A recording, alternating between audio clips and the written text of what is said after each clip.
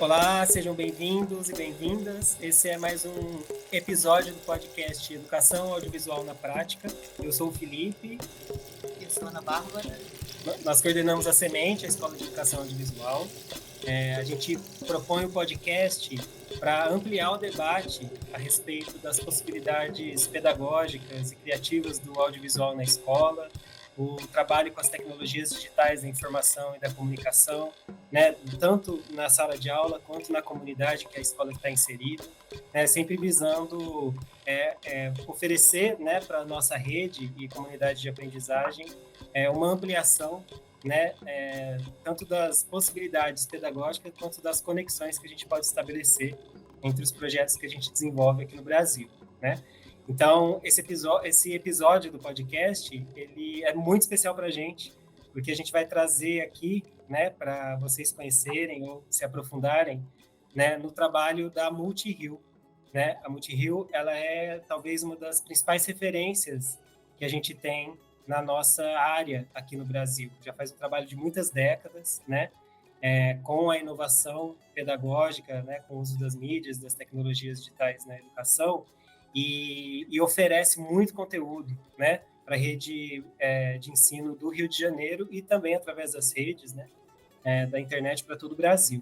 Então, é muita alegria, né? Poder receber tanto Simone Monteiro, Eduardo Guedes, que a gente vai apresentar aqui com mais profundidade, para a gente poder falar sobre o trabalho da MultiRio, sobre o momento da educação e da cultura digital no Brasil e as perspectivas para esse ano de 2023.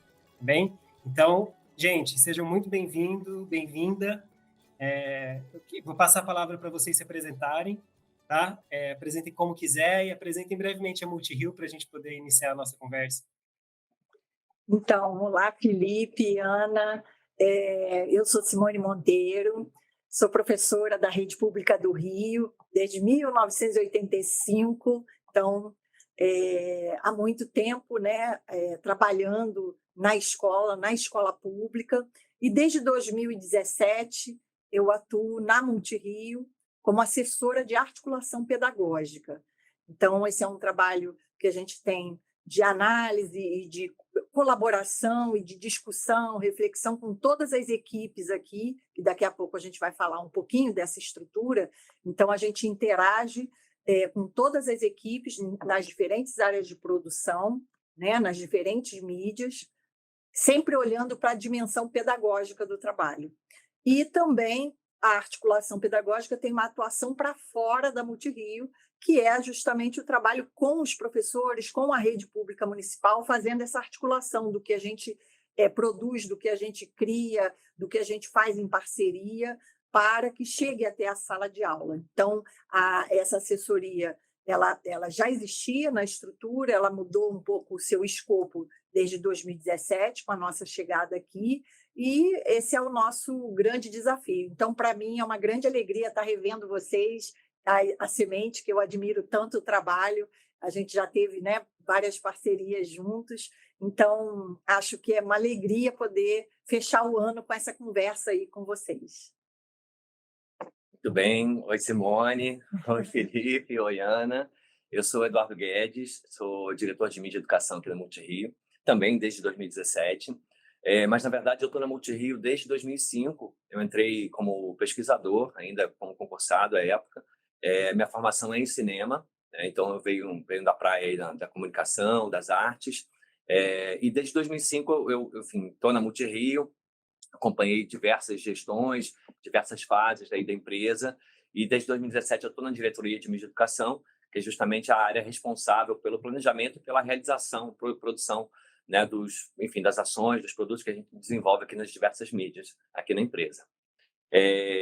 Apresentando um pouquinho, né, da empresa, a MultiRio é uma empresa pública, né, já existe esse ano, ela está completando 30 anos, né, em 2023 ela completa 30 anos. É uma trajetória singular, né, no Brasil e que, de certa forma, foi extremamente pioneira lá em 1993, né, ao ser criada. Era um outro contexto, né, dos debates em relação à mídia e à mídia educação. E de lá para cá a gente passou aí pela revolução digital, a MultiRio se reposicionou e, de certa forma, muitos muitas previsões, muitos acertos, né? Muitas bolas que foram iniciadas lá em 93, elas, de certa forma, se desenvolveram ao longo desse tempo e com a Revolução Digital. E a gente está aqui hoje plenamente imerso, digamos assim, nessa cultura e trabalhando nesse sentido junto com a comunidade escolar aqui do Rio de Janeiro. Eu acho que cabe aqui a gente já falar um pouquinho, né, da nossa equipe, né, das nossas áreas de atuação. A gente tem na empresa mais de 130 profissionais de diversas áreas, jornalistas, pesquisadores, artistas, professores, enfim, técnicos de audiovisual, técnicos das mais diferentes mídias, né, que trabalham em conjunto, né, nessa criação desses produtos e dessas ações. A gente tem também uma estrutura, um parque tecnológico, né, com estúdios, enfim, com equipes de gravações externas, uma plataforma de gestão, né, desses conteúdos todos e de exibição, né? E a gente trabalha muito em conjunto, né? A gente é vinculado, é uma empresa pública vinculada à Secretaria Municipal de Educação daqui da cidade do Rio de Janeiro, né? Que é uma rede imensa, né? Com mais de 1.544 escolas, mais de 600 mil alunos, mais de 30 mil professores, é uma coisa realmente grande, enfim, e a gente vem trabalhando em conjunto, cada vez mais em conjunto. Essa última gestão, ela é marcada por essa aproximação cada vez maior com a secretaria, com os profissionais da rede. E penso que a gente tem, enfim, diversas áreas de atuação, né? Diversos pilares. A gente vai conversar um pouquinho aqui sobre isso, mas eu já destaco, enfim, essa variedade imensa, né, de atuação que a gente tem, desde as produções audiovisuais, com professores, com alunos, passando pelos jogos, pelos podcasts. A gente tem um portal que reúne toda essa produção, reportagens em texto, enfim, dispositivos com realidade aumentada. São todas as mídias possíveis e imagináveis. A gente está atento, a gente está produzindo em conjunto, nos mais diversos temas, né? Mas focando principalmente em educação, cultura e cidadania. Vou perguntar uma coisa para vocês, assim, ao ouvir vocês falarem, né, eu fiquei imaginando, bom, a grandeza que é, né, a Multirio, né, ao longo dessas 3 décadas, é realmente muito significativo, né? E eu fico pensando aqui uma coisa assim, que é uma definição, se vocês pudessem dar uma definição do que é a cultura digital, pensando não nos professores do Rio de Janeiro, que tem essa abundância, né, de trabalhos, enfim, de ação, né? E eu fico pensando para os professores que estão aí ainda tateando, tentando entender o que danado é essa cultura digital, embora na BNCC já tem uma presença, né, como competência, mas se vocês pudessem dar essa definição, acho que seria legal para a gente começar. Quantas horas a gente tem para falar desse assunto? Alguns minutos. Exerce o poder de síntese. É desafiador, mas eu acho que é o fio da meada, né? Que traz aí toda a nossa conversa nesse podcast. E para a gente resumir assim, muito rapidamente aqui, atendendo a essa pergunta, Ana, eu acho que a gente pode dizer que a gente está tratando esse contexto como a contemporaneidade, as práticas que estão dentro e fora da escola, que perpassam o nosso cotidiano, mediado por essas tecnologias digitais. No caso da mídia educação, que é a nossa área de atuação, a gente foca nas tecnologias digitais da informação e da comunicação. Então, a gente está falando, né, de como a escola, como o professor se relaciona com esses diferentes dispositivos, telefone, celular, que agora, né, para onde tudo converge, a TV está ali dentro, o cinema está ali dentro, o rádio está ali dentro, está tudo ali dentro, né? Mas também as outras telas que vão mediar essa relação das crianças, dos jovens e dos adultos com o mundo de hoje. Mas também as práticas que estão fora da escola.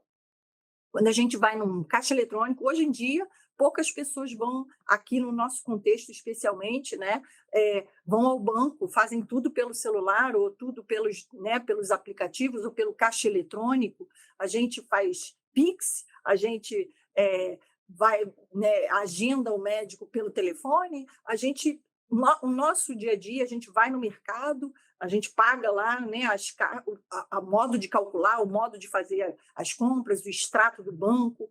Todo o nosso cotidiano hoje, no que a gente chama de cultura digital, está permeado por essas práticas. Então, é um campo de atuação que extrapola, né, a questão meramente da escola, e aí, como a gente aprendeu lá atrás com Paulo Freire, né, a escola tem que estar sintonizada com o seu tempo, antes da palavra vem o diálogo com o mundo, não é? Então, a gente não pode virar as costas para esse contexto, porque mesmo que a escola não tenha nenhum equipamento eletrônico, ela está permeada por essa cultura digital, porque a gente assiste televisão, a gente tem o cinema, a gente tem as práticas culturais desse tempo que vão interferir no modo como a gente se relaciona, como a gente fala, como a gente associa ideias e como a gente produz conhecimento com tudo isso. Então, eu diria que esse é o cenário que pauta, né, o nosso tempo.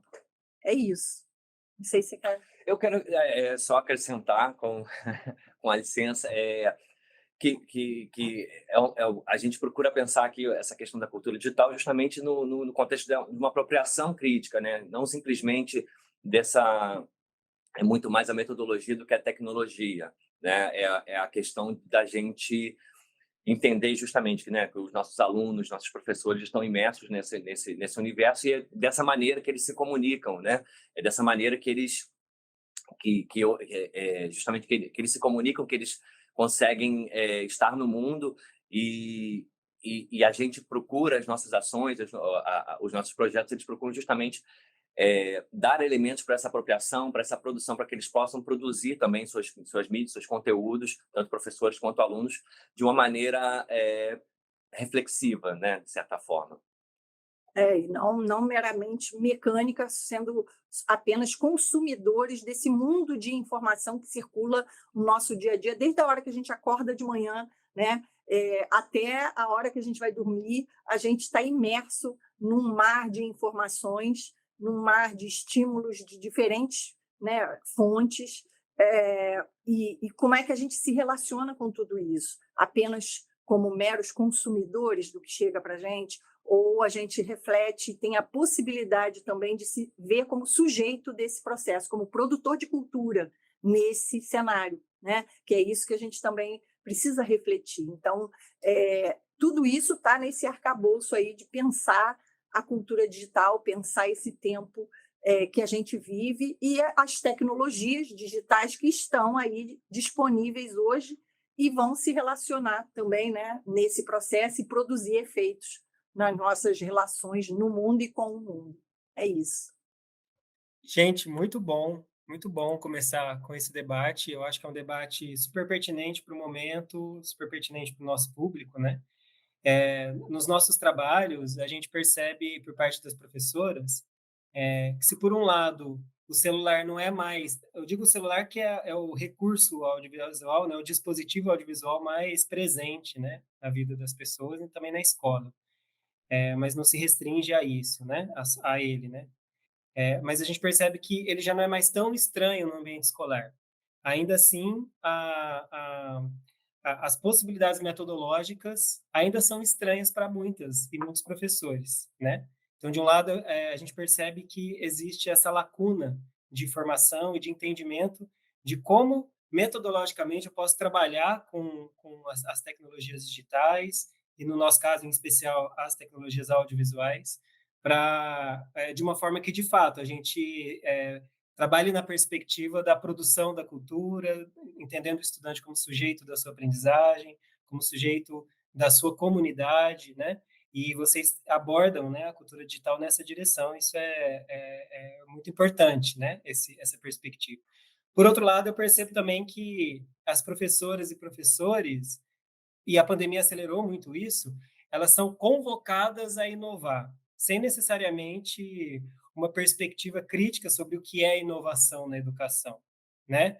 Então, a gente tem uma via que pressiona, impulsiona, né, a inovação na direção da individualização do ensino, né, na dimensão de uma ode à tecnologia, né? E essa abordagem, né, essa pressão pela inovação, de um lado, não necessariamente gera aprendizagens significativas, impactos na mediação da aprendizagem dos estudantes, né? E por outro lado, pode vir a gerar uma certa aversão às tecnologias na sala de aula, né?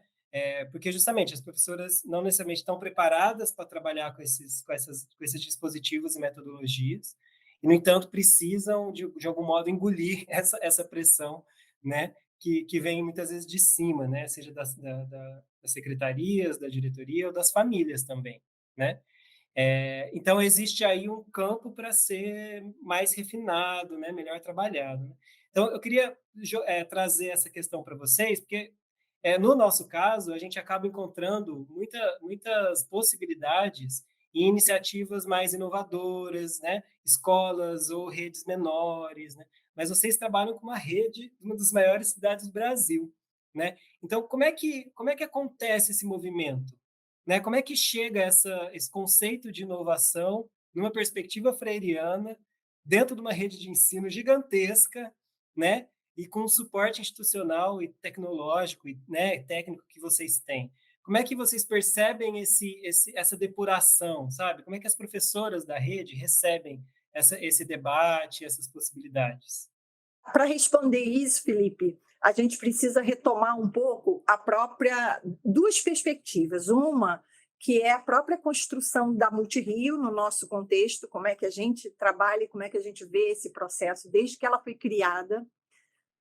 E, por outro lado, a evolução do próprio campo conceitual no qual a gente se pauta, que é o campo da mídia e educação, né? Para isso, a gente, então, volta um pouquinho nessa história. Eu prometo que vai ser breve, é só para ter uma referência, né? Então, assim, quando a Multirio foi criada, em 93, ela já foi pensada como uma estrutura que desse apoio à educação, sobretudo à educação pública, para ampliar a perspectiva curricular, porque a gente já entendia nos anos 90, né, final dos anos 80, início dos anos 90, que não dava para fazer mais aquela educação, professor falando como uma grande boca e os alunos ouvindo como uma grande orelha, né? E conhecimento como algo que está aqui dentro do meu bolso, que eu tiro, ou da minha cabeça, tiro e repasso para o outro, né? No mais puro conceito da educação bancária, né? Já naquela época já se tinha na educação como um todo, e no nosso cenário aqui, isso era uma discussão recorrente.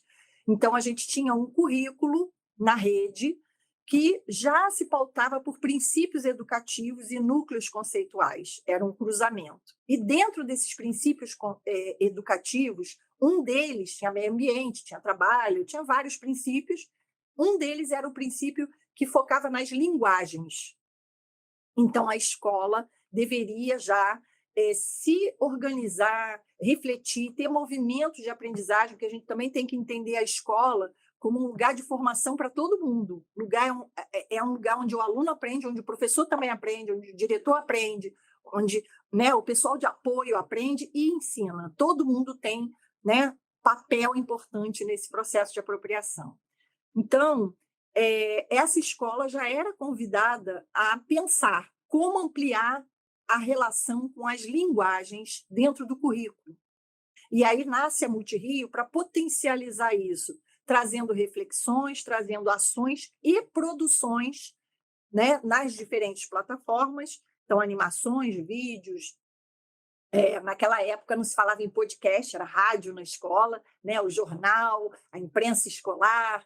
Os nomes vão mudando, né, o conhecimento vai arejando também as nossas ideias e a gente vai sintonizando com cada tempo. Então, naquele tempo, a gente tinha essa coisa, a televisão era muito forte como grande veículo, como grande questão, né? Então, a gente já tinha assim, um conjunto de eventos, seminários, formações com parceiros para discutir o cinema na escola, o audiovisual como um todo, a questão da animação, todas as linguagens ali possíveis naquele cenário.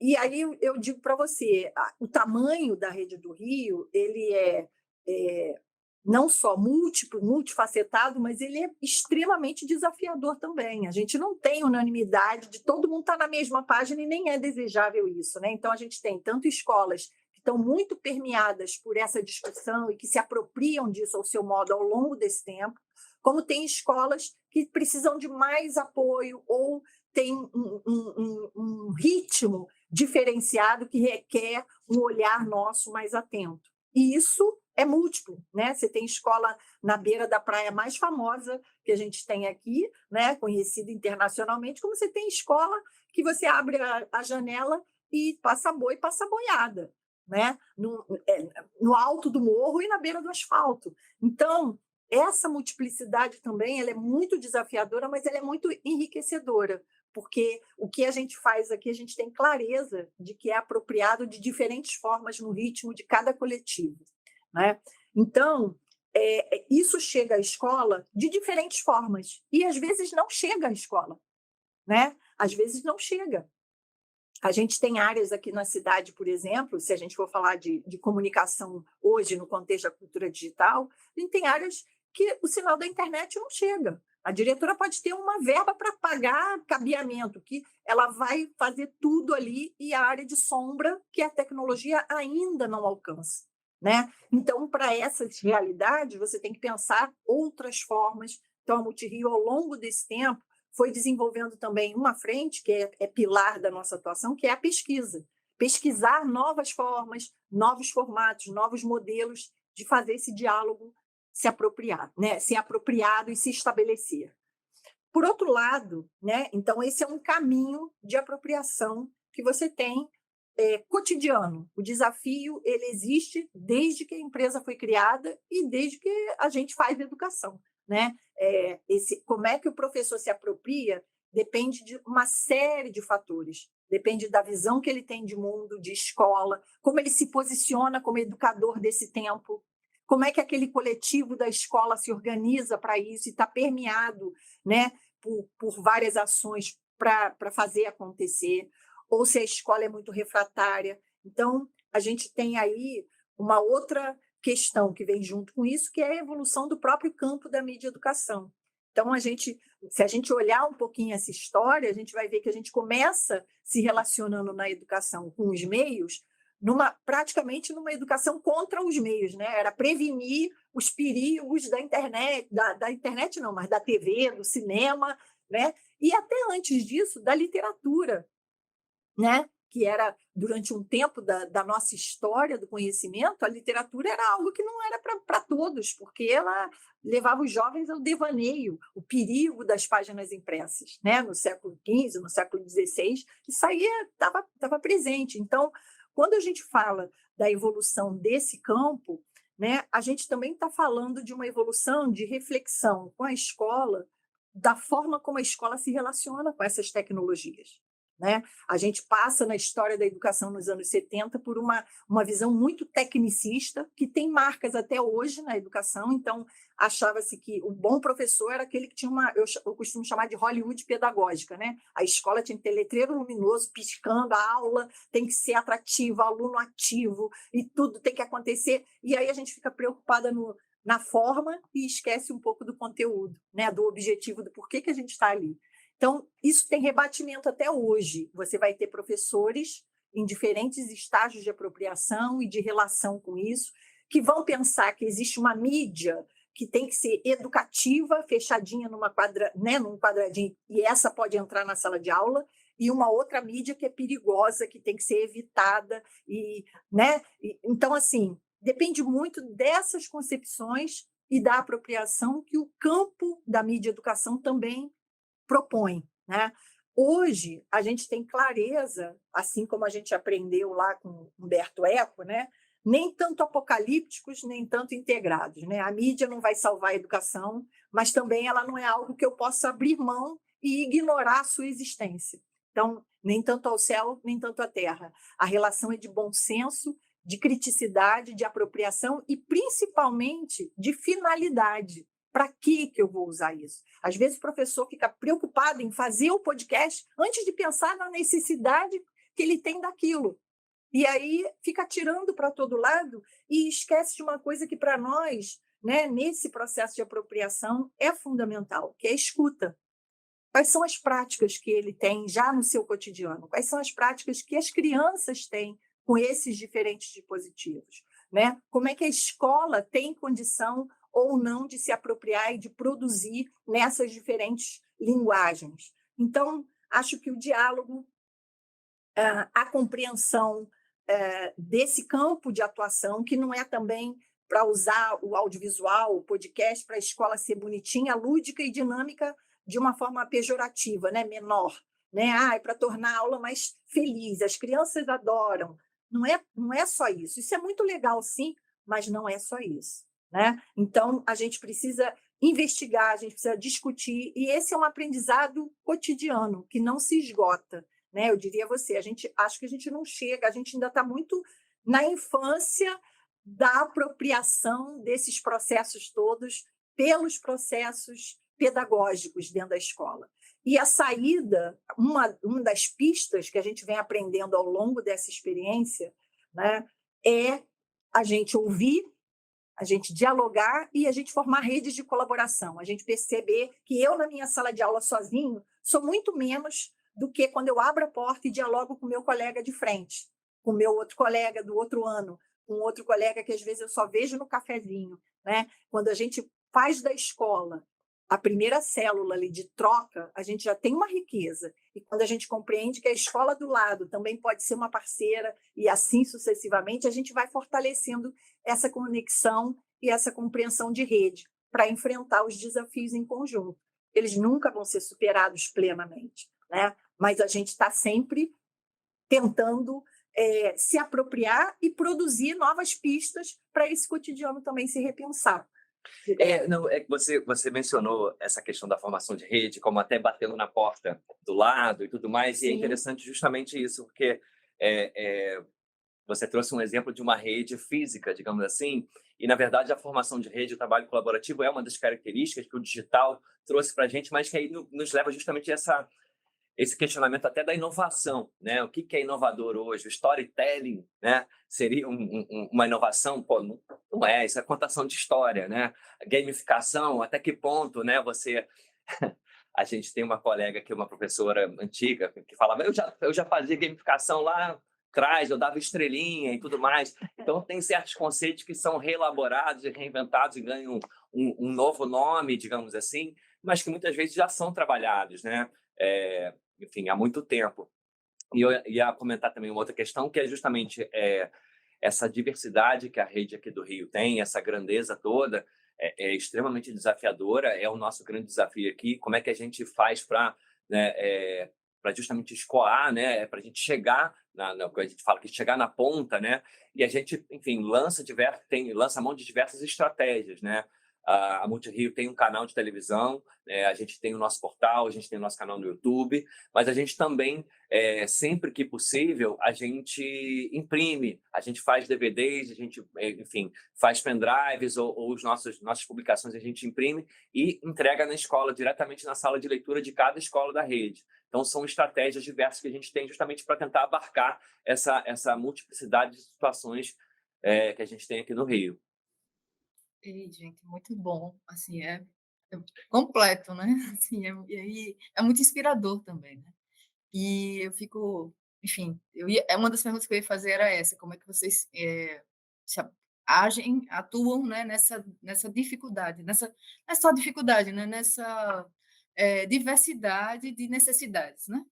Então, assim, essa resposta de Eduardo já me contemplou nessa pergunta, mas quero pensar um pouquinho dentro da perspectiva que você colocou, né, assim, de que não é só a utilização técnica, né, das mídias, né, mas nessa perspectiva de pensar como é que eu posso me relacionar com isso.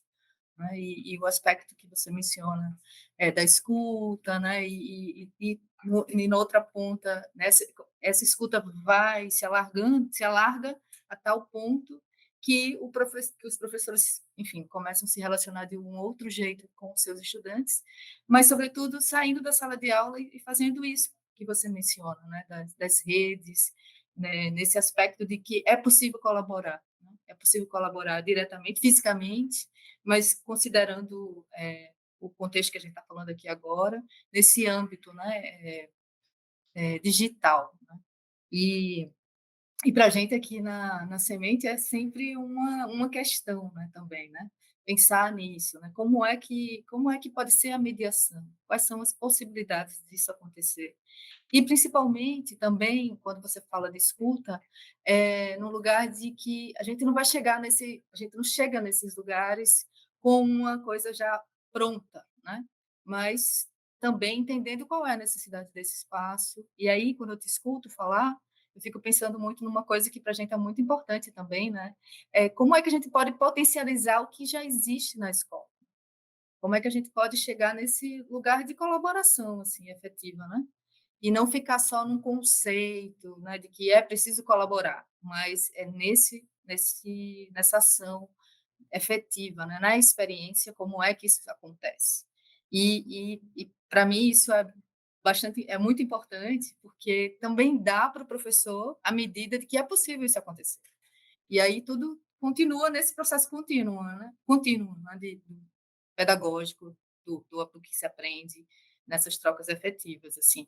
Eu, na verdade, não tenho muito uma pergunta para fazer, assim, só para também destacar, talvez, né, para quem está nos ouvindo, de que olhar para o que vocês estão fazendo há tanto tempo, né, assim, é inspirador, como eu falei antes, mas também é algo palpável, né, assim, considerando todas essas possibilidades que vocês apresentam, então, como uma referência mesmo para se conhecer mais, né?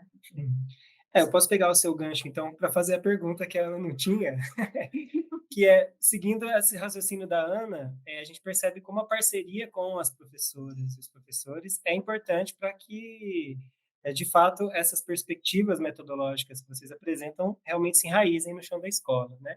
Então, minha pergunta é essa: como vocês estabelecem parcerias com as professoras, né? Qual é a autonomia que elas têm ou as possibilidades que eles têm, né? E se já quiserem, já trazendo exemplos dos trabalhos que vocês fazem, depoimentos, fiquem à vontade e a gente vai mostrando para o público também, né? Então, Não, a Ana foi falando ali, pipocando várias pipocando, na coisas, né? verdade. Eu acho que o Meias, por exemplo, é um ótimo exemplo disso, né? Um ótimo exemplo de um projeto que justamente trabalha, enfim, diversas mídias, mas que principalmente dá para o professor, né, toda essa possibilidade de incorporar o que ele já vem trabalhando no cotidiano dele, né? Enfim, ele mais abre caminhos do que traz propriamente um recurso ou uma ferramenta ali, ó, trabalhe com isso, né? O Meias é um projeto transmídia, né? Que na verdade ele se baseia numa marionete, que é uma meia mesmo, um pé de meia, que o professor, ele junto com seus alunos, ele vai customizar essa meia, ou fazer várias meias, várias marionetes, né, para justamente trabalhar essa construção de narrativa nas turmas de alfabetização, né?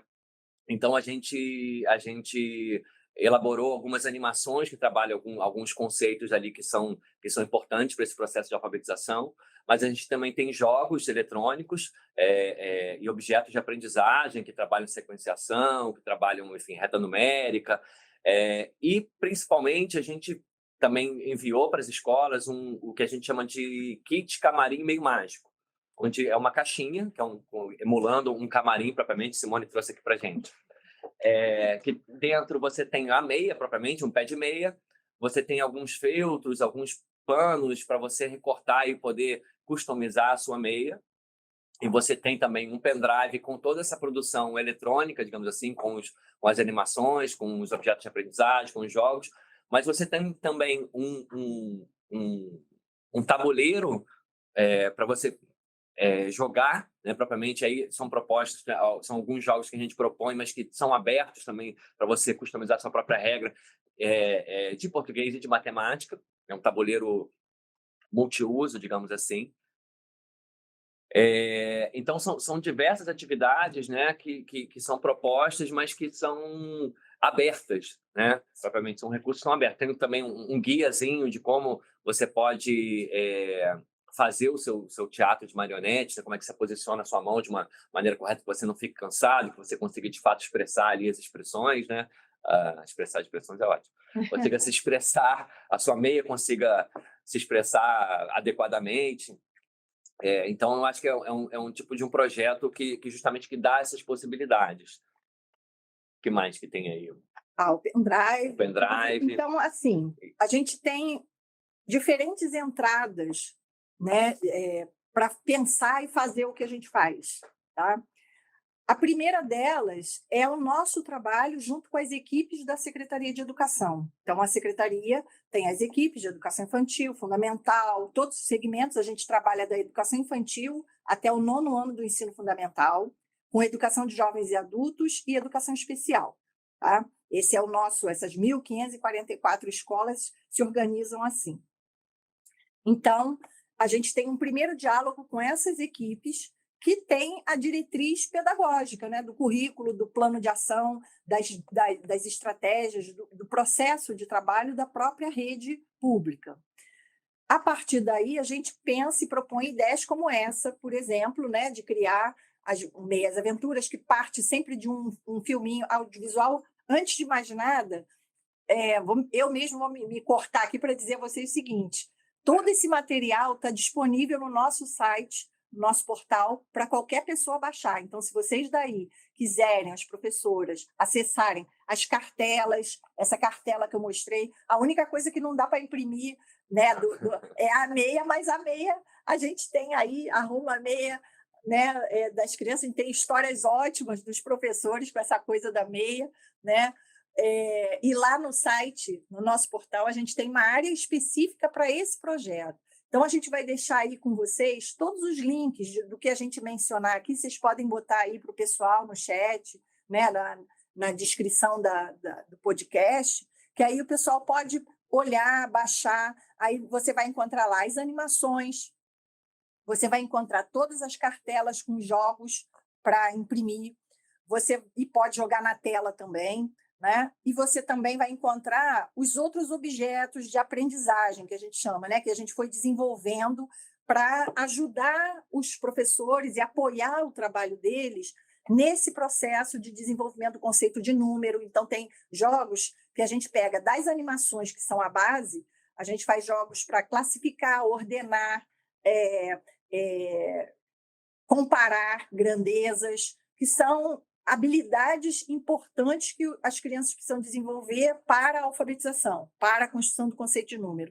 Palavras, jogos de memória, atividades para colorir, porque a gente também gosta. É uma pena que eu não vou ficar saindo toda hora, mas a gente lançou agora os dedoches, né, com os personagens. Tem a galeria do Meia, que é uma espécie de um aplicativo que você cria o seu personagem. Então, você tem aqui, né, o personagem principal, aí você pode botar um chapéu diferente, um bigode, um óculos, você cria o seu meia, né? E esse nome Meias Aventuras tem a ver não só com o trocadilho da palavra meia, mas porque as aventuras sempre ficam pelo caminho, ficam pela metade, assim, né? Elas sempre deixam aberturas para que os professores possam explorar com as crianças novos finais, inserir novos elementos. Então, a gente trabalha com cores, formas, reta numérica, as animações vão trazendo essas possibilidades. O que eu acho legal dessa proposta é que ela trabalha numa perspectiva multissemiótica, né? Ela não se restringe ao digital nas telas, né? Ou no ambiente da internet, né? E aí, isso que eu acho bem importante, assim, a gente discutir, né, junto às professoras e às redes, a questão das práticas de linguagem contemporâneas, que está na BNCC, né, é uma discussão legitimada pela BNCC, né, que dá para a gente trabalhar no currículo escolar de uma forma muito bem fundamentada, né, e que coloque em jogo a questão da perspectiva multissemiótica da cultura digital, multimediática, né? Então, a gente não necessariamente abandona o uso do papel, da caneta, da tinta, do lápis, né, da imaginação, do contato corpo físico e do olhar entre as pessoas envolvidas, mas a gente vai potencializar essas experiências através das ferramentas e dinâmicas que a cultura digital oferece, né? Isso é importante porque muitas vezes a gente lida com a seguinte objeção: não, eu não vou trabalhar com o digital ou audiovisual na escola porque as crianças já têm muito tempo de tela em casa e aí é melhor conectar elas com a natureza. E aí, quando a gente faz um trabalho, por exemplo, em que as crianças vão visitar um ancestral da comunidade ou uma associação do bairro, e fazer ali viver ali uma experiência audiovisual com entrevistas, dispositivos de criação e tudo mais, se você parar para contabilizar o tempo de tela em que cada criança fica segurando o celular, não deve dar mais do que 5 minutos, né? Mas, por quê? Porque circula, né? Os dispositivos digitais circulam entre elas, mas a experiência que é produzida, né? A experiência que é manifestada através daquela dinâmica que envolve a câmera, né? Envolve o digital, ela é uma experiência muito enriquecedora do ponto de vista da relação humana que é estabelecida ali, né? E aí, assim, enfim, a gente já a gente já partilhou muitos relatos e filmes em que isso fica muito evidente. E vocês trazem também, na experiência de vocês, essa perspectiva, né? Eu acho que isso que é legal pensar, né? Como a gente articula o digital com o analógico, né? Pensando essa dimensão, né, multissemiótica da cultura contemporânea, né? É isso, Felipe. Eu acho que esse contexto de discussão que a gente tem hoje com a cultura digital na escola é um contexto que nos leva cada vez mais a entender que não é isto ou aquilo, é isto e aquilo o tempo todo, né? E o que vai demandar da gente é a nossa realidade, a nossa possibilidade de descoberta, de disposição para inventar moda, né? Para pensar diferente algo que a gente já faz, para sentir uma necessidade e buscar ajuda para atender essa necessidade. É isso que demanda da gente se colocar em movimento e não apenas reproduzindo práticas que a gente já faz há muitos anos, da mesma forma, que a gente está seguro. A gente tem que se lançar também um pouco à aventura da insegurança, não é? Porque se a gente não tiver isso, a gente também não se desafia. E é muito chato uma escola onde eu vou para reproduzir aquilo que eu já faço ano após ano, sabe? A gente tem que pensar isso também, fazer uma reflexão como educador desse tempo. Que educador sou eu? Que práticas eu tenho? Quais são os meus desafios? Não é? E aí também essa coisa, como a gente disse antes, nem tanto ao céu, nem tanto à terra. Né? Não é uma coisa que a gente estala o dedo e espontaneamente, porque eu gosto muito de tecnologia, eu vou fazer um bom trabalho. Não, a gente tem que estudar. E estudar, quando a gente vai para uma formação de professor, e aí alguém fala assim, mas tem que ler, né? Tem que ler, porque professor trabalha com uma matéria-prima que é incrível, que é o conhecimento. E ele nunca se esgota, né? É uma matéria-prima que sempre se renova. E é uma matéria-prima que pressupõe uma interação nossa para se apropriar dela. Então, não dá para a gente não olhar também para essa nossa figura hoje na escola. E como a gente estabelece essas relações do isto com aquilo, sabe? Do analógico com o digital, com aquilo que eu faço com muita segurança, com aquilo que me desafia, que me coloca em outro lugar, que me faz me deslocar da minha zona de conforto para pensar. E eu acho que a pandemia fez muito isso com todos nós educadores, né? Com todos nós que lidamos com a educação de uma forma geral. E aí, só para complementar um pouco isso que você falou e fechar aqui o nosso exemplo do MEIAS, para a gente falar de outras coisas, como é que isso aconteceu? Né? A gente teve a ideia do processo, a gente conversou com as equipes de alfabetização, porque existe uma questão das concepções de alfabetização. Né? Como é que a secretaria trabalha a questão da alfabetização na escola? Então, a palavra, o texto, a narrativa oral, as letras, como isso está posto como orientação metodológica para os professores. A partir desses referenciais, a gente criou o projeto, em diálogo com as equipes de alfabetização da secretaria. E, a partir daí, a gente faz todo um movimento para isso chegar aos professores. O material chega na escola. Se o professor não sabe o que é essa caixa, ela vai ficar lá guardada. Ele não vai nem saber, vai falar, ninguém me disse que era para abrir, eu não sei se devo abrir. Aí o outro abre e vai fazer outras coisas e não sabe que tem um site, enfim. Então, a gente pensa em estratégias de comunicação, né, para divulgar o material, mas também estratégias de troca e de colaboração e de formação. Então, o MEIAS ele traz essa possibilidade, né, a partir de uma entrada que foi uma criação nossa inspirados no que a realidade da secretaria nos demanda. Mas existem outras possibilidades também de projetos acontecerem. Aí a Vamos gente vai trazer falar de outro Pimenta? exemplo, né? Eu acho que tem um outro exemplo, em cima muito do que o Felipe falou, da questão do digital e do analógico, né? Até que ponto eles se misturam, que é a coleção Que Medo. Né? É uma coleção de animações, né? Foram desenvolvidas aqui, voltadas também para esse público aí de educação infantil, anos iniciais, né? De processo de alfabetização. A intenção era trabalhar muito a questão do... Eita, esse croma aí. Era trabalhar a questão do despertar o gosto pela leitura, né? Então, as animações tratavam aí de medos enfim, que as crianças pequenas têm. Então, você tem o medo de monstro, o medo de ir ao médico, o medo do primeiro dia de aula, né? E o medo do escuro. Só que eles foram tratados em diferentes gêneros, né? Então, você tem uma aventura, você tem um musical, você tem um terror e você tem uma comédia. Então, essas animações foram transformadas também em pequenos livros, né? Só que aí entra uma parte interessante, que foi justamente como é que a gente consegue, o objetivo do projeto era despertar, né, o gosto pela leitura, despertar essa questão. E a gente trouxe um elemento novo, que foi justamente a realidade aumentada. Então, os livros, eles, através de um aplicativo, cada livro tem um aplicativo, as páginas dele, você aponta o celular e você consegue ver as páginas se animando, as páginas tomando vida, né? Então, muitas vezes você tem lá, você tem o livro propriamente, um celular na frente, mas a criança olhando por cima assim, ué, o que está acontecendo, né? O livro ganha vida propriamente. E acho que é interessante a gente notar que, na verdade, não é uma questão de você trocar uma mídia pela outra, e sim, mais uma vez, né, uma e outra, e o quanto o celular e a realidade aumentada está trazendo o interesse para o objeto livro, né?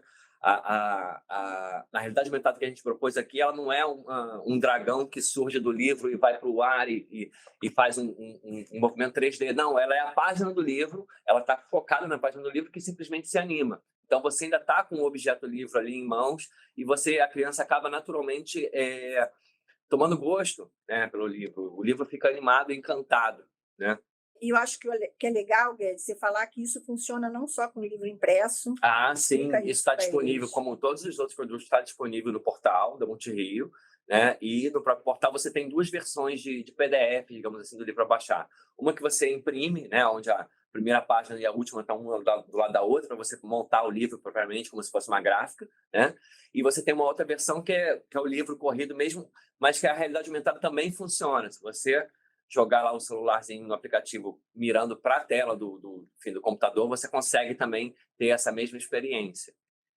Vamos botar para eles verem só a matéria que tem do relato da professora, né? Uma professora de uma escola, uma unidade específica voltada para crianças da educação infantil, que a gente chama aqui de Espaço de Desenvolvimento Infantil, é o ED, na área de uma das áreas talvez uma das mais conhecidas aqui do Rio de Janeiro, que é na Cidade de Deus. É uma área bastante vulnerável, de muitas questões, né, de vulnerabilidade social. E ela usou esse material com as crianças. E aí, aqui nessa matéria que vocês estão vendo aí, que a gente está passando aqui para vocês darem uma olhada, ela fez um projeto a partir dessa questão da história do Vó João. Ela explorou todas as histórias, mas o Vó João foi o grande mote para trabalhar os temas que elas tinham no projeto da escola. A família, a moradia, a higiene, enfim, uma série de questões que elas foram identificando como potência do material. E aí, a partir do vídeo, da contação da história, ela foi gerando outras coisas. E aí ela fez teatro, ela fez um painel na escola, as crianças pintaram o personagem, fizeram máscaras, fizeram dobraduras e brincaram com as palavras, né, e com as letras móveis a partir de toda essa inspiração. Vamos passar para vocês um pouquinho as crianças em todo esse processo de construção que foi muito além do que a gente pensou com a história, né? A história foi um grande mote para que eles vivenciassem, eles vissem a animação, eles passassem pela realidade aumentada, eles foram para as atividades, e isso foi rendendo milhões de desdobramentos jogos que ela fez com as crianças, explorando todo o universo que a história trouxe, até discutir com eles os medos que eles têm. Olha lá, medo de altura, medo de mar, medo de cair da árvore, né? Medo de ir para a escola, medo de jacaré, medo de tubarão. Então, assim, a gente vê que, de fato, o material chega, né, à sala de aula e consegue inspirar os professores para se apropriar deles, se apropriar e aproveitar o máximo do que ele oferece, mas também criar suas próprias possibilidades a partir desse mote. E essas criações, até aqui, a gente falou de criações que nós produzimos, né, e compartilhamos a partir de um diálogo com a secretaria, com as temáticas, né, do currículo e do planejamento da rede, mas essas provocações também podem vir do campo para nós, né? Eu acho que a gente pode falar agora um pouco do exemplo do Cauã e trazer a Agência Jovem de Notícias. Então, uma proposta que surgiu a partir de uma coisa que as escolas já fazem e de uma demanda específica que um aluno despertou na gente essa possibilidade, aguçou um pouco mais essa possibilidade da gente retomar um trabalho que é o trabalho com texto jornalístico, com a questão da imprensa, da relação com a informação. E hoje em dia a gente está discutindo muito essa coisa, né, de fake news, fato, opinião, coisas que estão ali no currículo, e como é que a gente lida com isso. Então, a gente estava aqui, isso foi um pouco antes da pandemia, né? A gente tinha uma série de entrevistas com especialistas de diversas áreas, que ia ao ar todos os dias, à tarde, na programação, e reprisava em outros horários, chamada #Educa. Então, é uma jornalista da casa entrevistando essas pessoas, que poderiam ser especialistas de fora, ou de dentro da rede, ou professores, tratando de diversos temas. Um desses temas, numa dessas conversas, foi a questão do bullying. Bullying na escola e tudo mais. E aí, na nossa audiência, para a nossa alegria, havia um menino, um aluno da rede, que, pesquisando sobre o tema, caiu nesse programa, né? Lá na internet, na busca dele, caiu nesse programa, e aí ele resolve mandar uma mensagem para a ouvidoria da Multirio, dizendo o seguinte: olha, eu sou Cauã, sou aluno da rede, tenho 10 anos, ou acho que 11 anos. Agora o Cauã, ele já está no ensino médio, acho que ele já tinha 12 anos, né? Isso foi antes da pandemia. E aí ele disse: eu estou no 8º ano aqui na escola, e eu sou do Grêmio da escola. Nossa chapa acabou de vencer, e um dos problemas que a gente tem aqui na escola grande é o bullying. E a gente eu vi esse programa da Multirio, gostei muito, e eu queria saber no que vocês podem ajudar a gente aqui. A gente tem um jornal na escola, a gente está fazendo várias coisas, mas a gente queria a ajuda de vocês para trazer essa discussão. Bom, isso foi uma alegria para a gente, né? E motivou aqui para nós uma reflexão do que a gente pode fazer, né? A primeira coisa é a gente ligar para a escola e falar para a diretora: olha, a gente recebeu uma sugestão e um pedido de ajuda de um aluno teu, né? E aí a gente fez um contato com a diretora, e aí ela ficou surpresa, ela disse: meu Deus, mas o que essa criança mandou para vocês? E a gente: quem é essa criança? E a gente disse: é o Cauã. Ela disse: o Cauã é aquele aluno que a escola toda conhece, né? E que já é reconhecido pela sua atuação dentro da escola. Ela disse: esse menino, ele é um orgulho e tudo mais e tal. Enfim, na conversa com a diretora, a gente combinou uma visita à escola para conhecer o Cauã pessoalmente. E a turma toda dele lá do Grêmio, né, da escola. E isso, gente, resultou numa discussão que foi ótima, porque a gente viu que eles tinham um jornal, e aí o professor acabou se envolvendo um pouco mais, o professor de língua portuguesa. Eles fizeram, à época, uma visita à nossa sede com a turma, conheceram como os jornalistas trabalham, como são produzidas as matérias do portal. A gente fez uma oficina para eles, preparamos uma oficina sobre jornal na escola, a partir do jornal que eles tinham. E aí começamos a investigar: olha só, isso aqui poderia ser melhor, essa notícia aqui a gente não entendeu bem. Então, problematizando o que eles já faziam, para eles se apropriarem e fazerem melhor aquilo que eles já estavam fazendo, né? Porque esse também é o nosso trabalho, não é produzir para apenas, mas produzir com eles, e a partir do que eles fazem. Então, isso resultou num projeto na escola, eles viveram essa experiência.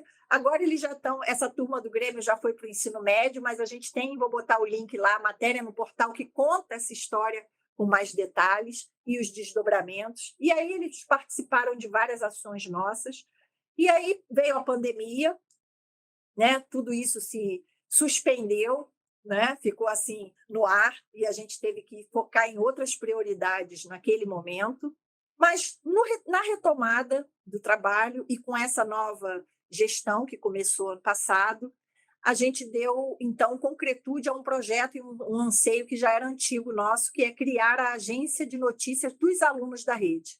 Como é que os meninos lidam com a notícia? O que é notícia para eles? Como é que eles leem, né, essas informações? Como é que isso passa pelo cotidiano deles? Então, a gente começou, essa experiência está no comecinho, né? E, basicamente, esse processo está sendo feito, está sendo estruturado junto com eles. Então, como é que a gente pensou essa agência, né? Nós conversamos com os nossos representantes em cada coordenadoria, e aí nós identificamos uma experiência por região da cidade, por CRE. Então, a gente tem hoje 11 escolas que estão nesse piloto do projeto. E eles já fazem, como vocês viram ali, muita coisa. E a gente está aprendendo com eles, né? E a ideia é que a gente já fez uma primeira rodada de oficina com os professores, discutindo a questão do jornal e do jornal na escola. A gente fez uma primeira rodada com as crianças nas escolas, nas 11 escolas. Fomos lá e pensamos dinâmicas diferentes para questionar, apropriar, e olhar, se debruçar sobre a experiência que eles desenvolvem em cada contexto. E a ideia é que a gente possa amadurecer esse processo para criar realmente uma agência de notícias que vai reverberar para toda a rede. Então, criar um site específico com conteúdos produzidos por eles, para essa agência. Então, o jornal que ele tem na escola vai continuar existindo, vai se aperfeiçoar naquilo que eles precisam e querem, né, aprofundar, mas, ao mesmo tempo, esse jornal local vai participar de uma experiência coletiva de produção de conteúdos da cidade para toda a rede. Esse é o nosso horizonte. Então, a gente ainda vai avançar muito com essa experiência, a gente está muito entusiasmado com esse trabalho que é feito, de fato, com eles, né? E olhando a ótica que eles têm de todo esse campo de atuação, que é lidar com uma questão tão fundamental, um tema tão importante da cultura digital, né? E, sobretudo, nos tempos de hoje, que a gente está lidando com essa questão da informação, como é que é a linha editorial de um veículo de informação, como é que a questão ética do jornalismo, uma série de questões que a gente já aborda com esses meninos do ensino fundamental, não para formá-los jornalistas, porque esse não é o nosso papel, não é a nossa seara, mas para abrir janelas de possibilidade para eles, de experimentar novas formas de produzir conhecimento na escola, de qualificar a relação dele com esse canal de comunicação e de desdobrar isso com os outros meninos e as outras meninas. Então, é uma outra entrada de um projeto que começou lá com um e-mail de um menino que reacendeu essa curiosidade nossa de pensar um projeto. Então, são várias as possibilidades de criação, né? A Multirio não só gera para a rede, mas ela também se apropria e faz junto e aprende com a rede. Esse exemplo eu achei incrível, né? Justamente por haver essa retroalimentação, e aí eu destaco um aspecto que é muito caro para a gente, que é essa ideia de como as mídias, né, e o audiovisual na educação, elas favorecem a promoção de aprendizagens criativas, né?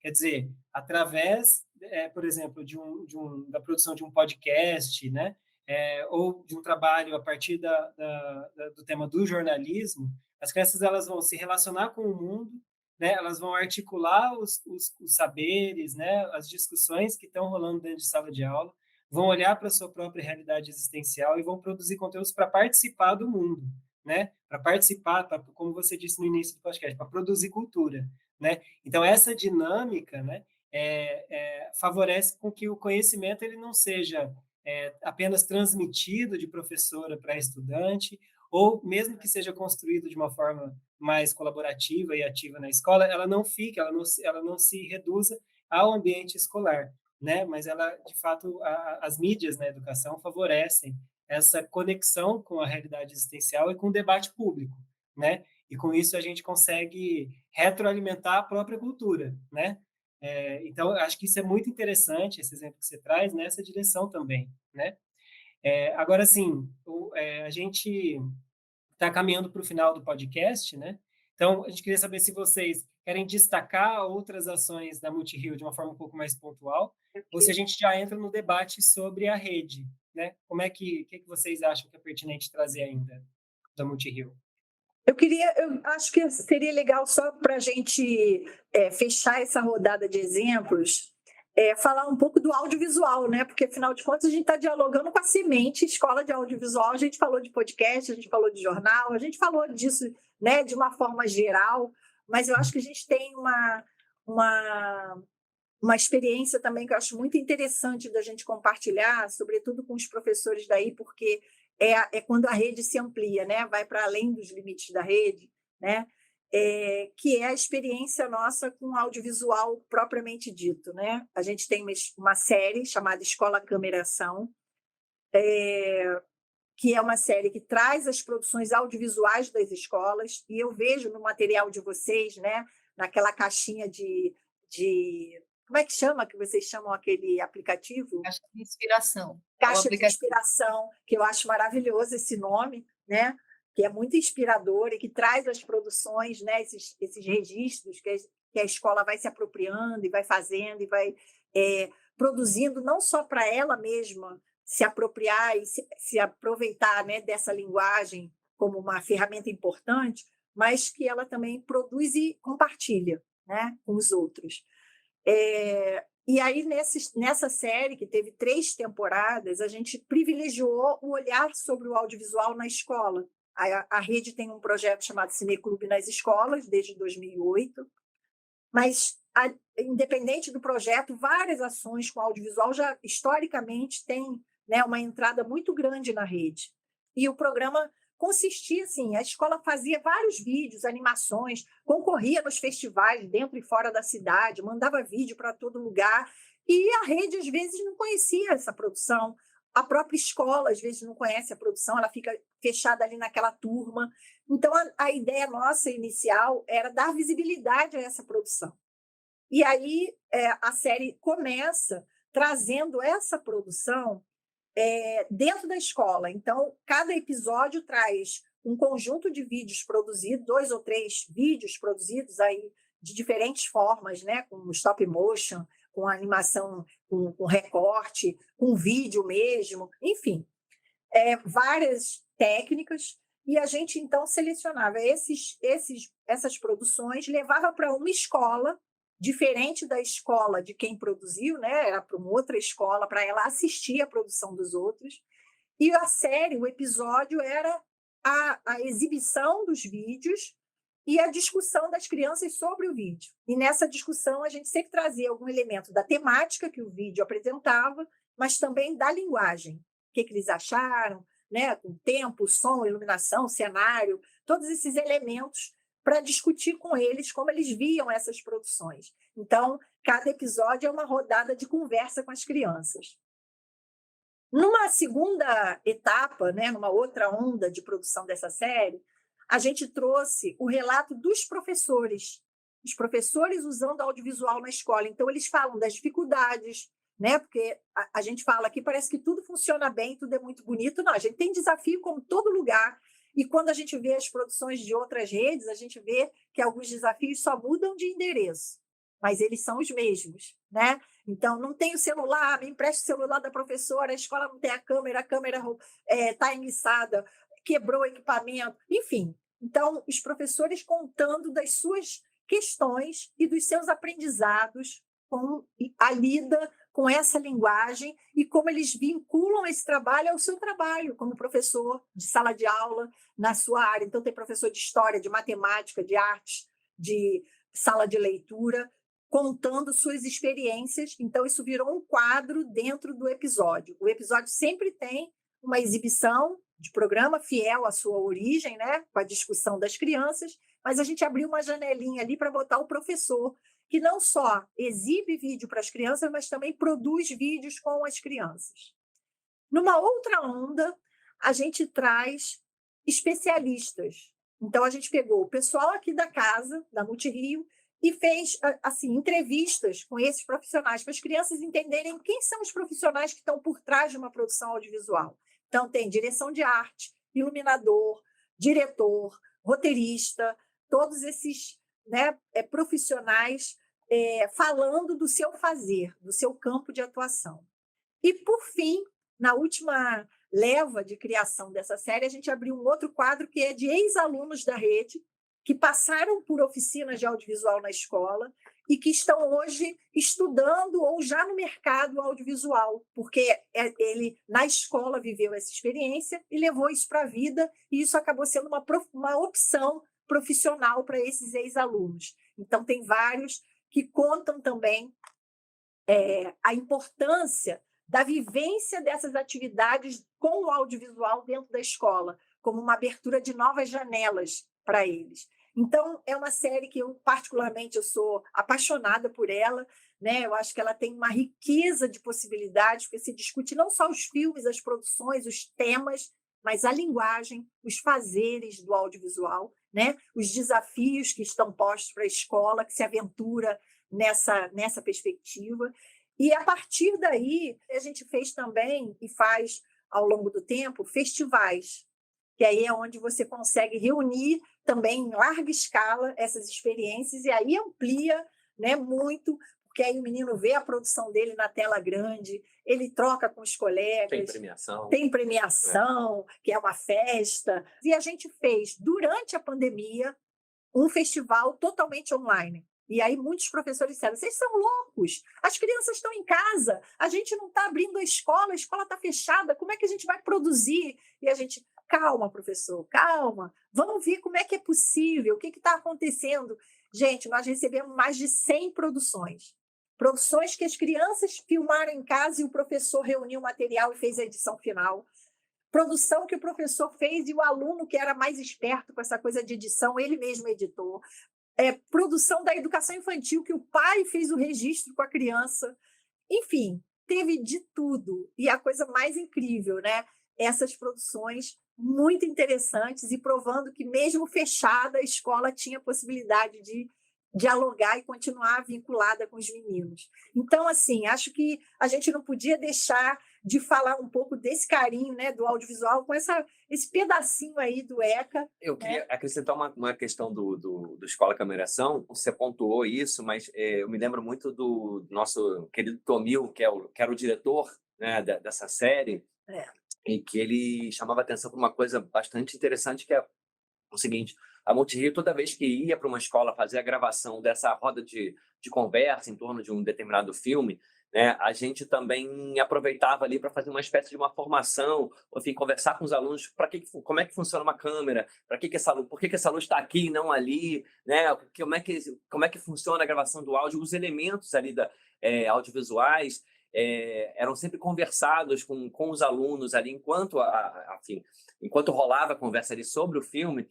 A própria presença da equipe na escola já era um elemento educativo, digamos assim, né? E isso era pontuado. E isso, de certa forma, nos exemplifica assim, a Multirio como um todo, né? A gente está muito mais interessado nos processos do que propriamente nos produtos. Eu acho que isso é bastante revelador, digamos assim. E isso nos leva à rede, né? Que é a sua pergunta final. Mas aí, diga lá. Que você... Não, assim, só fazer esse fechamento assim dos exemplos, legal fechar com o audiovisual, porque, de certa forma, o audiovisual é muito presente na cultura digital, né? A cultura digital ela é uma cultura audiovisual, né? Mesmo que não necessariamente os conteúdos audiovisuais, os formatos padrões do audiovisual, os curtas-metragens, longos, ou a própria linguagem do cinema, especificamente, seja presente em todas as redes e dinâmicas, né? O audiovisual ele pulverizou os formatos, né? na medida em que as redes sociais produziram outras dinâmicas de socialização, né? Então a cultura digital ela é muito imbricada na cultura audiovisual, né, hoje em dia. E aí eu acho legal esse exemplo que vocês trazem, né, que revela o quanto que as práticas audiovisuais contribuem para a formação de comunidades de aprendizagem, né? Na medida em que a gente não necessariamente se limita aos muros da escola, a gente não se limita às formas como os conhecimentos são abordados na escola, mas a gente enriquece todo esse processo educativo, né? Numa relação sempre de partilha, de troca, né? E a própria dinâmica da imersão audiovisual, ela é em si um ritual, né? Um ritual de socialização, né? E de formação de comunidade, assim. Então, não poderíamos deixar de abordar essa questão aqui também, claro, né? Eu queria complementar uma coisa rapidinho, antes que eu faça a pergunta, é que ao ver, eu assisti, né, eu não sabia de todos esses episódios, né, que você mencionou, né, as abordagens, e o que eu vi foi das crianças, né, digamos assim, a primeira temporada, né, e aí eu vi um deles e eu achei muito interessante essa possibilidade, é como se fosse um cineclube expandido, né, e é Sim, muito legal isso, ver a produção que é feita na escola e as crianças falarem sobre isso de um jeito muito interessante. E não é uma criança só falando, é um grupo delas falando. Então, acho que tem muito a ver com isso que o Felipe fala, né? De constituir praticamente, né? Assim, uma comunidade de aprendizagem. Essas trocas, desde o filme que vem de uma escola para esse conjunto de crianças que se reúnem ali para fazer essa conversa. Muito massa, muito legal mesmo, muito inspirador. É. Então, gente, assim, para a gente ir fechando, falta falar sobre as perspectivas para 2023, né? A Multirio está propondo, coordenando, né, a formação de uma rede de educação e cultura digital. Então, acho legal trazer essa informação, falar um pouco o que é a rede, quais são os objetivos, né? Para a gente poder inspirar não só a participação, né, de parceiros na rede, mas também para os parques tecnológicos que estão surgindo em várias cidades do país e que estão buscando se relacionar com a cultura digital, se relacionar com a educação. Aqui na Paraíba está nascendo né, tem um lá em Cataguases, em Minas. Acho que é legal a gente cada vez mais pautar essa discussão das formações de redes, né? E a Multirio está entrando nessa direção, então digam para a gente, né, qual é a proposta da rede, o que vocês esperam para 2023 com ela? a rede ela está dentro de uma ação maior da Multirio, que começou nessa gestão atual, e é o grande guarda-chuva, né, do nosso planejamento geral, que é o desenvolvimento da cultura digital na rede. Isso é um pilar do planejamento estratégico da Secretaria de Educação. A gente conseguiu essa sinergia desse pilar estar dentro do planejamento geral da Secretaria e ser o nosso eixo central aqui de atuação. Então, dentro desse guarda-chuva, que a gente chama desenvolvimento da cultura digital, a gente tem várias ações. A rede é uma dessas ações. E ela está articulada, né? Essas ações não são estanques, elas estão articuladas. Aqui a gente tratou de uma delas, exemplificando, que é a Agência Jovem de Notícias, que tem a ver com a produção propriamente, a apropriação da linguagem. Mas a gente tem uma outra ação que também pode dialogar diretamente com a rede, que é o diagnóstico da cultura digital. A gente lançou um questionário, um formulário online para todos os professores da rede, e a gente tinha uma expectativa aí de chegar a 10%, né, do total dessa amostra, que hoje são 21 mil professores regentes de turma, mais de 30 mil profissionais ao todo, e a gente chegou a mais de 10% dessa amostra, com mais de 4.500 respostas, onde os professores respondem sobre a sua relação com a cultura digital. A gente se inspirou em alguns instrumentos que já existem, aplicamos esse questionário e agora a gente está tratando dos dados, até para a gente conhecer melhor onde a gente está pisando, né? Quais são as questões que os professores trazem, o que eles já fazem, o que eles já se apropriaram, o que eles querem se apropriar, para direcionar os nossos trabalhos para 2023 e 2024. Junto com isso, eu falei logo no início da formação, a escola na cultura digital, que é outra ação importante desse grande guarda-chuva. Então, tem o diagnóstico, tem a formação, tem os projetos, né? E um deles é a Andar, e a rede, que é justamente o lugar onde a gente quer desembocar todas essas discussões que estão aí, que a cultura digital traz para a gente hoje, que desafios a educação pública, sobretudo a educação pública, né, precisa encarar nesse cenário, que aprendizados e que desafios a pandemia nos trouxe. Então, a ideia da rede é retomar uma vocação que a Multirio também tem, desde a sua criação, de ser um polo aglutinador de ideias. Não é só a gente pensar sozinho aqui o que a gente vai fazer ou dialogar com a rede e ficar, né, encerrado aqui nesse cenário. A gente tem a possibilidade de aprender junto e ampliar essas redes de troca e de colaboração.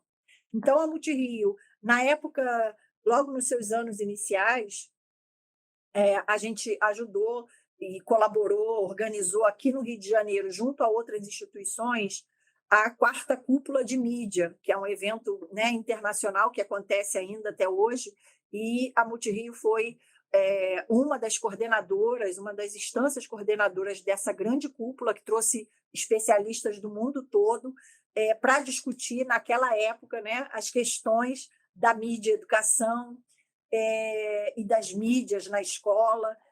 E isso resultou, naquele momento, na criação de uma rede de troca também, com esse intuito, que era a Rio Mídia. O contexto era outro, os parceiros eram outros, o cenário era outro, essa ideia caminhou durante um tempo e depois ela acabou saindo de cena pelas mudanças, pelos ciclos de gestão de cada período, né, na prefeitura. A própria Multirio também modificou sua equipe, a secretaria também. E hoje, com esse grande guarda-chuva da escola, do desenvolvimento da cultura digital, a gente achou oportuno resgatar essa experiência, atualizando, né, trazendo para o dia de hoje as nossas demandas, as nossas questões para pensar junto.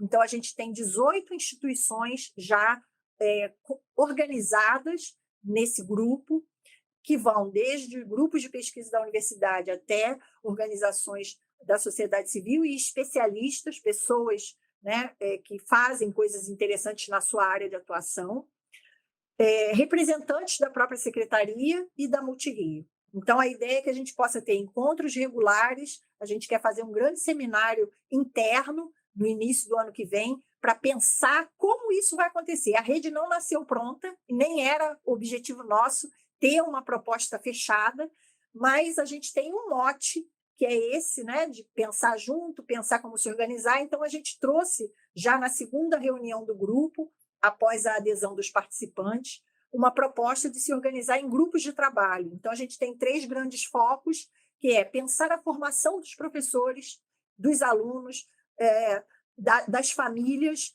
na escola, a partir da escola, no contexto da cultura digital. Que questões são desafiadoras para essa formação?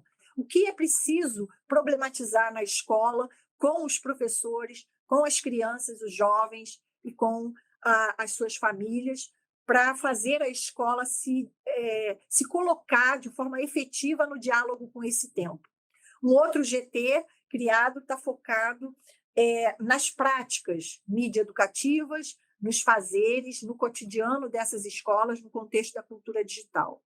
E um terceiro grupo de trabalho que vai focar justamente as infâncias e as adolescências nas culturas e principalmente na cultura digital, né? Que demandas, que diálogos a gente pode estabelecer com esse público, que é o nosso público, né?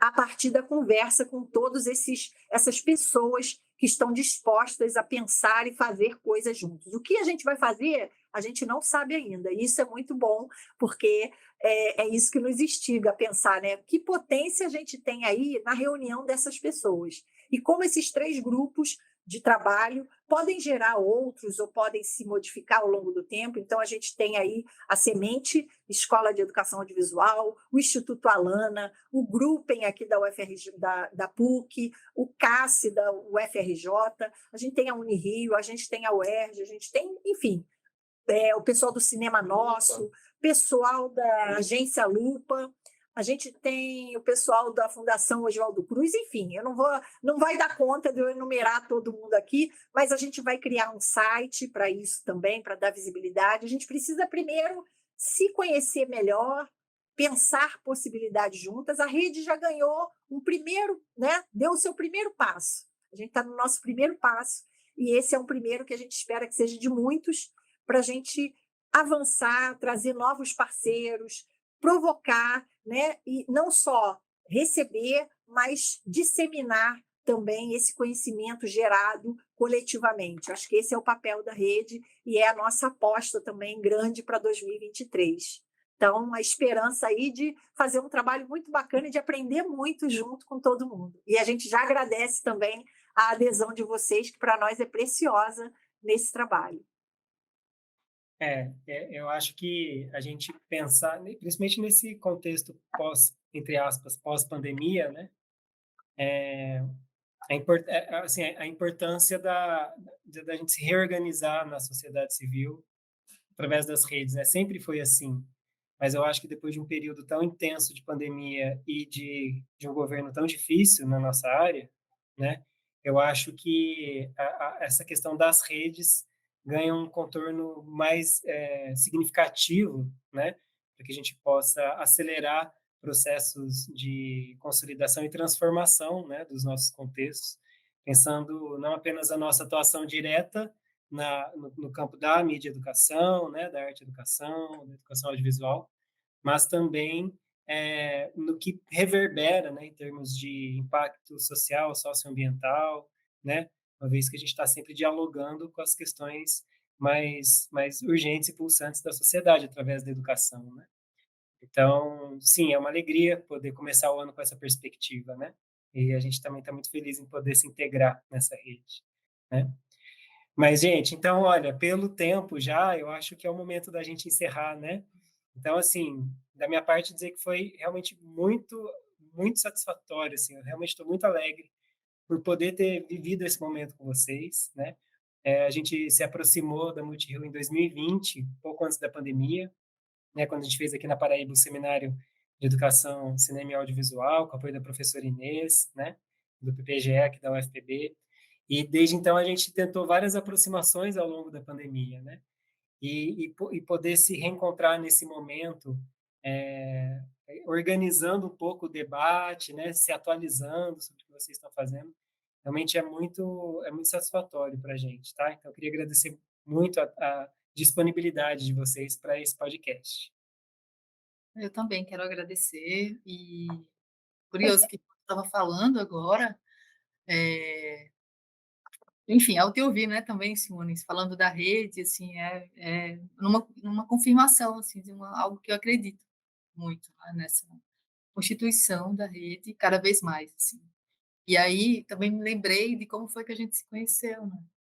E foi a partir também disso. Eu lembro de Inês falando, olha, a gente estava programando, né? Seminário, e ela falou, olha, tem que trazer Simone, ela foi aluna de Rosália, e tem que vir, aí a gente ficou assim, tá, vamos tentar ver se ela vem, né? Então, assim, essa constituição, né? Essa tessitura mesmo, né? De a gente tá longe, tá perto, né? E é possível constituir, e sobretudo, né? Assim, nesse momento, eu acho que vai numa ordem de restauração, assim, né? O que a gente precisa restaurar, né? E nessa configuração de vários entes, eu acho que é possível encontrar algumas soluções, né? Para todos, assim, que se envolver a todos. Enfim, é isso. Eu quero agradecer mais uma vez mesmo. Obrigada. Imagina, gente, a gente, na verdade, agradece muito a vocês aí pela oportunidade de estar aqui, né, contando um pouquinho do nosso trabalho. Acho que a gente, enquanto empresa pública, na verdade, a gente tem... Os desafios são enormes, né? As facilidades que a gente tem, por um lado, né, de vir do setor público também traz para a gente uma série de dificuldades, né, pelas continuidades e descontinuidades aí, que são inerentes a essa questão da gestão pública. Mas, enfim, acho que o ano que vem, né, o ano que a gente completa 30 anos, a gente não mencionou, aqui atrás a gente tem nossa logomarca aí dos 30 anos, com essa multiplicidade de mídias, né, e, enfim, de ações, de possibilidades que a gente tentou retratar nela, e a gente, enfim, está bastante feliz e animado, na verdade, para começar esse próximo ano, tendo vocês também parceiros aí na rede, mas, enfim, com outras possibilidades também. Acho que é um pouco por aí, né, Simone? É só agradecer e dizer, vamos embora, vamos junto, que tem muita coisa para a gente fazer, muita doideira para a gente inventar, né? E muito aprendizado, né? Para a gente tecer junto com os professores, com as crianças, com os jovens, que é para isso que a gente está aqui, né? É isso que move a gente todo dia. E vocês trouxeram uma lembrança muito querida da saudosa e queridíssima Inês, uma pessoa, né, de uma generosidade tão grande, e com ela também a gente aprendeu muito essa coisa de estar junto para pensar, né, e para fazer acontecer, não só para ficar refletindo, mas para agir. Então, acho que é esse um grande legado que ela deixa para a gente, e a nossa aproximação é fruto disso também, né? Então, é muito bacana a gente poder viver isso, testemunhar e deixar essa homenagem para ela.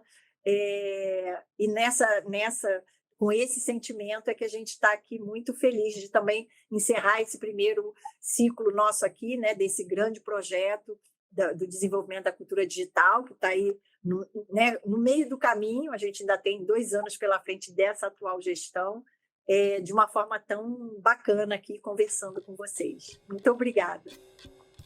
Gente, então a gente fica por aqui. Se você gostou desse episódio, se inspirou, deixe seus comentários. Se quiser fazer sugestões de temas para os próximos episódios, a gente está aberto para poder continuar construindo e dialogando com a nossa comunidade aqui da Semente. Tá? Esse é um episódio da 2ª temporada do podcast Educação Audiovisual na Prática. Ele é apoiado pela Lei Aldir Blanc, da Secretaria de Cultura do Estado da Paraíba. Nas próximas semanas, próximos meses, a gente vai lançar novos episódios, então fique acompanhando e a gente segue a nossa conversa. Um abraço e até a próxima.